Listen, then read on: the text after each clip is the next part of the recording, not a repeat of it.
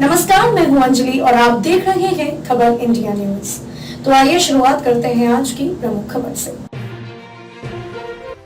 मकान मालिकों से श्रद्धा को पत्नी बताता था आफताब। इस इलाके में रहने से बचते थे दोनों। श्रद्धा का कत्ल कर 35 टुकड़े करने वाले आफताब पूनावाला ने वसई में एक फ्लैट किराए पर लेने के लिए अपना परिचय उसके पति के तौर पर दिया था।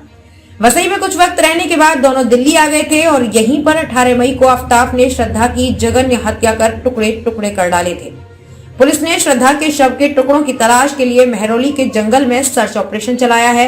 दोनों की मुलाकात 2019 में एक डेटिंग ऐप के जरिए हुई थी। इसके बाद दोनों ने साथ रहने का फैसला कर लिया था।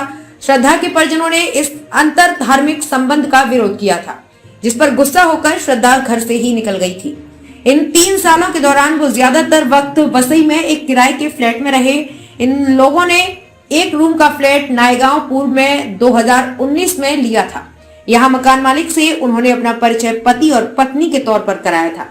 रेंट एग्रीमेंट पूनावाला के नाम पर ही बना था, हालांकि उनका रजिस्ट्रेशन नहीं हुआ था और किराए पर फ्लैट देने से पहले कोई पुलिस वेरिफिकेशन भी नहीं कराया गया था। कोरोना की लहर के पीक के दौरान इन लोगों ने वहां से फ्लैट खाली कर दिया था। यही वजह है कि सोसाइटी के ज्यादातर लोग इनके बारे में ज्यादा कुछ नहीं जानते हैं। अक्टूबर 2020 में श्रद्धा और आफताब ने वसई के विजय विहार के रीगल अपार्टमेंट में एक फ्लैट लिया था। यहाँ पर भी आफताब ने फ्लैट मालिक से श्रद्धा को अपनी पत्नी बताया था। यहाँ उसने आधार कार्ड जमा किया था और अपने वसई स्थित घर का पता दिया था। यहाँ दोनों का पुलिस वेरिफिकेशन भी हुआ था और दस्तावेज में श्रद्धा की तस्वीर भी लगी थी। फ्लैट मालिक ने कहा कि दोनों ने अपना परिचय पति और पत्नी के तौर पर कराया था। उनकी ओर से समय पर ही किराए और बिजली बिल आदि का भुगतान किया जाता था। श्रद्धा दहिसर के एक रिटेल स्पोर्ट्स स्टोर में काम करती थी, जहां पहुंचना वसई से आसान था। दोनों लोग वसई ईस्ट में ही रहते थे और वेस्ट में नहीं जाना चाहते थे। इसकी वजह थी कि दोनों के पेरेंट्स के घर वेस्ट में ही थे।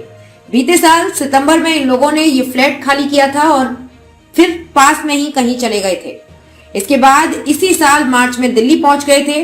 गौरतलब है कि इस हत्याकांड की पूरे देश में चर्चा हो रही है। श्रद्धा के पिता विकास मदन ने आफताब को फांसी की सजा दिए जाने की मांग की है। खबरों में अब तक के लिए बस इतना ही। मिलते हैं फिर ऐसी ही बड़ी खबर के साथ। तब तक के लिए नमस्कार और देखते रहिए खबर इंडिया न्यूज।